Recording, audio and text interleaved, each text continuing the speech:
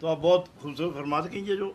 راسخ لوگ ہوتے ہیں، نیک لوگ ہوتے ہیں، متقی اور پارسا ہوتے ہیں، مدعا کیا ہے ان نمازوں کا؟ روزے، حج، زکوٰۃ، نوافل، تہجد، تلاوت، عبادت، اس کا مدعا مقصد کیا ہے؟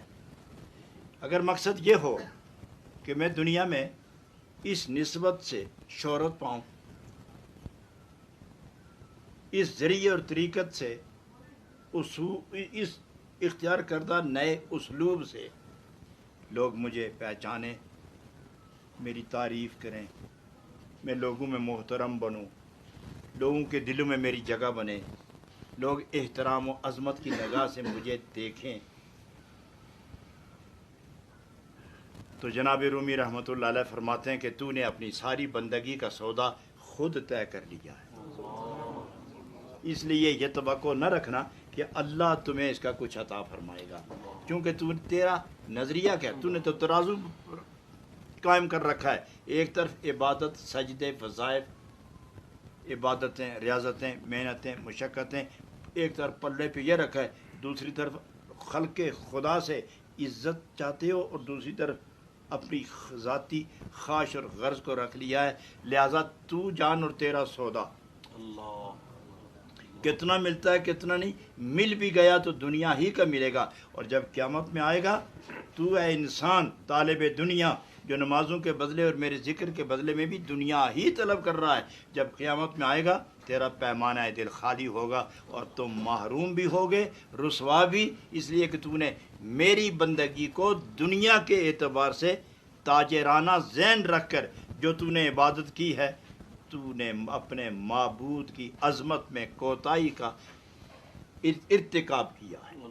اس لیے وہ محروم ہوگا، دنیا میں رخصتی کے وقت ذلیل ہوتا ہے اور قیامت میں رسوا اور ذلیل، تباہ اور برباد ہوتا ہے۔ لیکن جو لوگ خالص اللہ کی طرف رجوع کرتے کہ نماز پڑھی، اللہ کے سپرد، روزہ رکھا، اللہ کے سپرد، وظائف کیے، اللہ کے سپرد، اللہ کریم جو کچھ میں کر رہا ہوں یہ تیرے لیے ہے، تو راضی ہو جائے، مجھے اور کچھ نہیں چاہیے، تیری رضا چاہیے،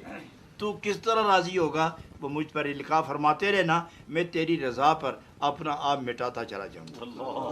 تو چونکہ رضائے خدا بندی کے حصول کے لیے اللہ رب العالمین نے کوئی نیا قانون، کوئی نیا اسلوب، کوئی نیا طریقہ وضع نہیں فرمایا، بس اتنا فرمایا کہ مجھے راضی کرنا چاہتے ہو اپنے اعمال کے ذریعے تو میرے محبوب کے اعمال دیکھتے ہوئے چلتے اور میں تم سے راضی رہوں گا۔ یہاں آ کے فرماتے کہ جو اچھے لوگ ہیں وہ کون لوگ ہوتے ہیں اور ان کا مقام کیا ہے، اور ان کی اس دنیا میں حیثیت کیا ہے، اور میرے ہاں ان کا مقام تقرب کیا ہے۔ یہاں فرماتے راسخاں در تاب انوار خدا،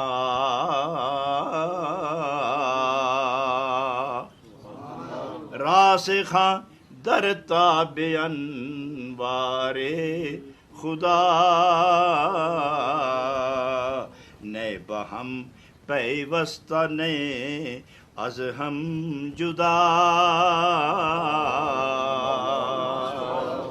نئے بہم پیوستہ نئے از ہم جدا۔ یہ جو راسخ العمل لوگ ہوتے ہیں، راسخ الخیال، راسخ العزم، راسخ الاعمال، راسخ الاقوال، راسخ الابدان، راسخ الارواح، یہ جتنے لوگ ہوتے ہیں ان کا ظاہری اور باطنی یہ دونوں اعتبار سے یہ قرب خدا کی منزل پر فائز ہوتے ہیں۔ ان کا جسم مشیت کا مرکز ہوتا ہے اور ان کی روح انوار کی مرکز ہوتی ہے۔